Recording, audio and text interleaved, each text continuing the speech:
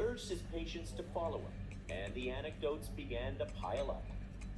Patient after patient came back and said, well, I did that. Yes, my blood sugar is much better, but I also lost 43 pounds. And I didn't do anything else. Would you consider that you're waging a war on wheat now? I'm waging a war against misinformation in health, in which one of the major and most destructive messages is to create a diet rich in healthy whole grains. You know, Mark, I think this movement is so large. It's such a huge, earth-shattering, world-changing, life-changing perspective. I don't think any one person can take all the credit. But you would consider there is a movement afoot right now? No question. The movement he spawned has shaken an industry to its very core. 56% of Canadians now report they're cutting down on whole grains like wheat. That means cutting out 1/3 of all food, like bread, breakfast cereals, pastas, pastries, pretzels, and beer. That's a big slice of the pie. Kellogg's and General Mills report a huge drop in cereal sales. Weston Bakeries shut down factories, and Maple Leaf Foods sold its bread division. Have you tried gluten-free Chex oatmeal and new Chex granola mix? It's gluten-free. Chex. And now gluten and wheat-free products are filling store shelves with more than $6 billion in sales last year. All of that a win for the anti-wheat movement. Activize. I had told myself there's no way this could be true.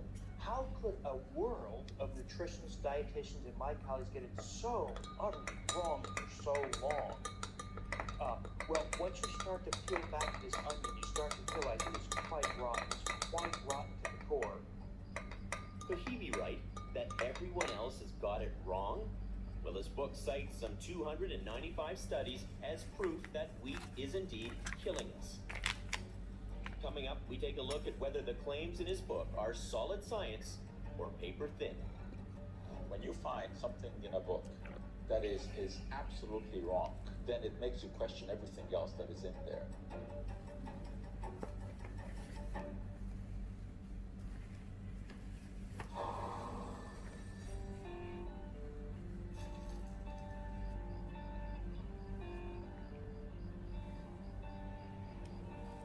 Saskatchewan, the breadbasket of Canada, the land of the wheat. باور كوكتيل مع Activize.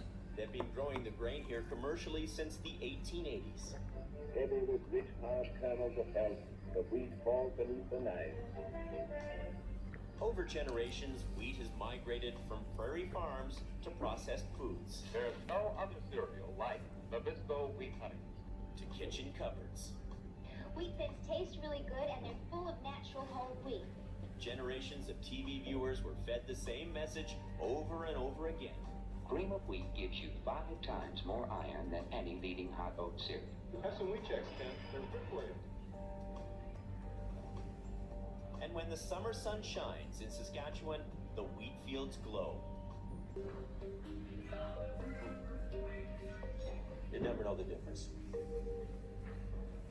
Okay, so it tastes the same. But deep down, is it really still the same? So show me some of the differences here, if you can, between these grades. So first thing is, this is thread 5. The research is being led by Dr. Ravi Chabar. He's a wheat geneticist. He's paid to advise the grain industry. But he says this project is being funded by a federal government program which invests in, quote, the world's most accomplished and promising minds. And this is the oldest. The oldest. 1860. 1860. Over time, yes, wheat has been modified to produce high-yield crops. But what about its proteins, gluten, gliadin? Well, researchers studied the genetic profiles of 37 different varieties of wheat grown in Canada since the 1800s. It may look different over time, but research shows it's not Frankenwheat. Jabar's discovery? For all intents and purposes, it is your grandparents' wheat. What we want to say is, like, between the ancient wheats and the modern wheats, they are very similar. They are very similar, they're nutritionally good, because proteins, you need proteins, right? How can someone just stand up and say wheat is bad, wheat is toxic? that is that person's opinion. But it's not just any person's opinion.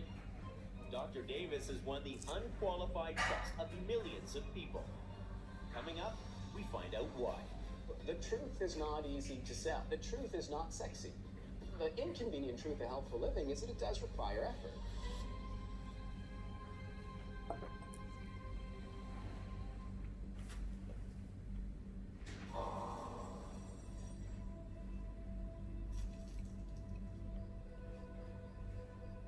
Wheat feeds more people than any other single source of food in the world. But that's changing fast as the war on wheat convinces more people to eat wheat-free.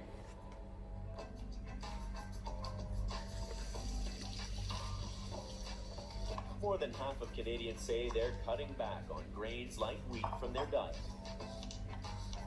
The movement is winning over more and more intelligent, influential, and nutrition-conscious converts. And food is their life. Meet Rachel Hunt and Rachel Buys, two women with a shared enemy, wheat. Now they're educating others about the health benefits of going wheat-free. Bit by bit, bite by bite. And then we did quinoa, brown rice, pasta with organic ground chicken, and a bunch of seasonal vegetables. Bon appetit. The